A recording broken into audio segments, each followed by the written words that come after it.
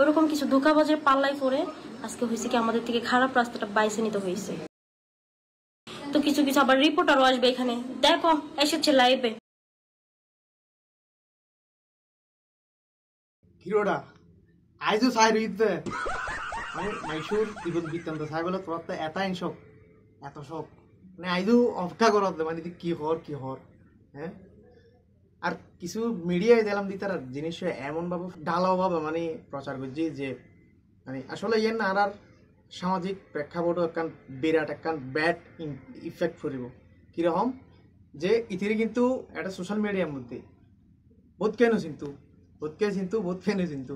হ্যাঁ এখন আবার বোধকে এইতে কমেন্ট করে তুই কেন চিনস আইনও চিনতাম হ্যাঁ। তো যাই হোক আসলে এইটার এই নিউজ দিবার কারণে একটা ভালো দিক আছে এবং খারাপ দিকে নইলো যে মানুষের বোধকে এখন সার্চ করে চাইব যে না দিয়াইব খন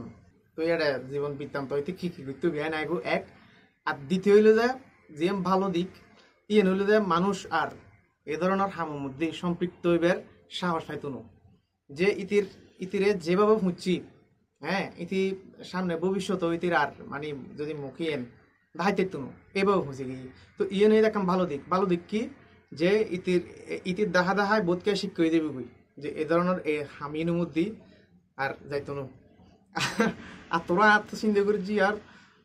10 সেকেন্ড ধরে কি চলতে হয় হ্যাঁ 10 সেকেন্ড ধরে তো বই রইউজ মানে কি লাইভত কি হস সাইবার লাই এত আগ্রহ ভাই বাদ দিয়ে